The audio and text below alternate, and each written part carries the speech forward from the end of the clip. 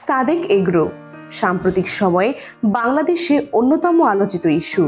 15 লাখ টাকার ছাগল কাণ্ডে লাইমলাইটে আসে এই প্রতিষ্ঠানটি। তবে হুট করেই সবকিছু পাল্টে যায়। রাজস্ব কর্মকর্তা মতিউর রহমানের পর এবার সাদেক এগ্রোকে উচ্ছেদ করা হয়েছে।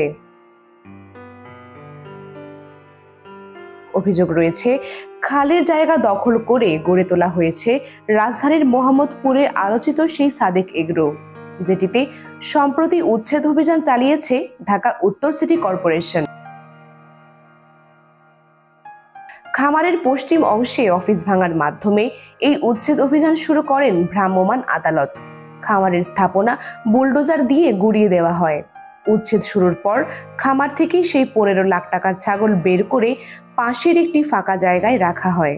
এর সঙ্গে অন্য ছাগল ও দুম্বা বের করা হয়। এদিকে একটি জাতীয় দৈনিকের তথ্য অনুসারে ছাগল কাণ্ডের সেই 15 লাখ টাকার ছাগল নিয়ে দেশব্যাপী তুলকালাম হয়ে গেলেও আলোচিত সেই ছাগলটি দেশীয় জাতের। সেই প্রতিবেদন অনুসারে ওই ছাগলটি যশোরের একটি বাজার থেকে মাস দুয়েক আগে 1 লাখ টাকায় আনা হয়। তবে ঈদ সামনে রেখে সেটি বিদেশি ব্রিটল জাতের ছাগল বলে সামাজিক যোগাযোগ মাধ্যমে ভাইরাল করেন মোহাম্মদ ইমরান হোসাইন, যিনি সাদেক এগ্রো ফার্মের মালিক। এরপর এর দাম নির্ধারণ করা হয় 15 লাখ টাকা, যেটি ক্রয় করেন আলোচিত এনবিআর কর্মকর্তা মতিউর পুত্র মুশফিকুর রহমান ইফাত। তবে ইফাত 1 লাখ টাকা অগ্রিম দিয়েও ছাগলটি নেননি বলে জানা গেছে। কিন্তু এ ছাগলের সঠিক বিক্রয় মূল্য কত তা নিয়ে তৈরি হয়েছে ধোঁয়াশা।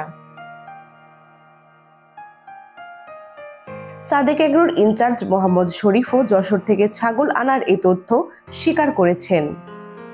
চোখ ধাঁধানো বিজ্ঞাপন আর নানা চমকের কারণে বারবার আলোচনায় আসা সাদেক এগ্রো এবং এর মালিক মোহাম্মদ ইমরান হোসাইনের বিরুদ্ধে গরু চোরাচালান সিন্ডিকেট নিয়ন্ত্রণ সহ নানাভাবে গ্রাহকদেরকে ঠকানোর অভিযোগ উঠেছে। মিথ্যা বলে অতিরিক্ত মূল্য ধরা এবং দেশি গরু ছাগল বিদেশি বলে বিক্রি করারও অভিযোগ উঠেছে তার বিরুদ্ধে। জানা গেছে, সাধারণ মানুষের মধ্যে কম দামে মাংস বিক্রির জন্য প্রতি বছর সাভারের ফার্ম থেকে কিছু গরু সরবরাহ করা হয়।